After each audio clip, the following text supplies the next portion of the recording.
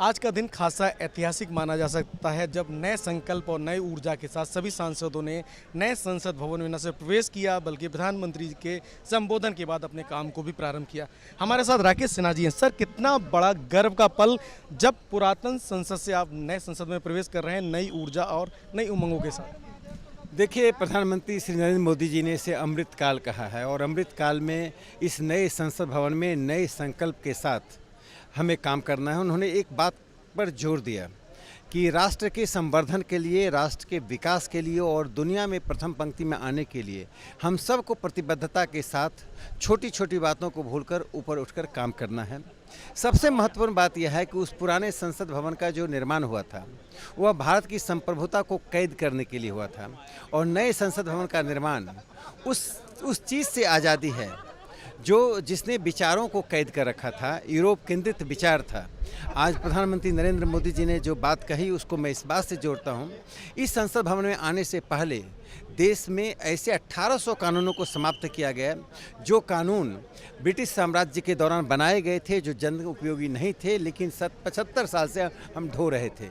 तो मैं कहता हूँ विचारों का स्वराज अब शुरू हुआ है और नए संसद भवन में उस संसद भवन में हम राजनीतिक स्वराज में थे, इस संसद भवन में राजनीतिक स्वराज के साथ हम विचारों के स्वराज के साथ प्रवेश कर रहे हैं। सर, प्रधानमंत्री जी नरेंद्र मोदी जी साफ तौर पर कई बार अपने संदेश को बहुत साफ तौर पर देते हैं। आज उन्होंने एक बहुत बड़ी बात कही कि हमें बड़े कैनवस से देखना चाहिए, छोटे कैनवस पर चित्र नहीं उखाड़ा जा सकता और भारत की भव्य तस्वीर को पेश करने के लिए बड़ी सोच और बड़े कार्यों से आगे बढ़ें। सर, कितना बड़ा मैसेज ये हर एंगल से देख रहे हैं आप। प्रधानमंत्री नरेंद्र मोदी जी ने भूत, वर्तमान और भविष्य की एक रेखा चित्र खींची है। आज उन्होंने कहा भारत के लोगों का जो एस्पिरेशंस है, यानी उनकी जो इच्छाएं हैं, मनसा है, संकल्प है, वो पिछले 1000 साल में नहीं था।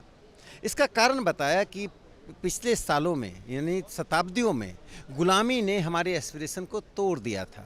हम दबे कुचले की तरह जी रहे थे और छोटे कनवास में देखते थे। आज उन्होंने कहा जब भारत 5वीं बड़ी अर्थव्यवस्था हुई और तीसरी बड़ी अर्थव्यवस्था बनने के लिए तैयार है, भारत आज विश्व मित्र की तरह दुनिया में उभर रहा है। दुनिया के देश भारत की ओर देख रहे हैं। भारत जनसंख्या में सबसे बड़ा देश है, लेकिन उसके साथ साथ युवाओं की सबसे बड़ी संख्या भारत में है। ऐसे अवसर को और यही अवसर और सही अवसर का जो उन्होंने नारा दिया, यह वास्तव में भारत को उस पंक्ति में लाकर खड़ा करना है जिस पंक्ति में आज कुछ विकसित राष्ट्र खड़े हैं, चाहे अमेरिका हो या यूरोप के अन्य देश हों।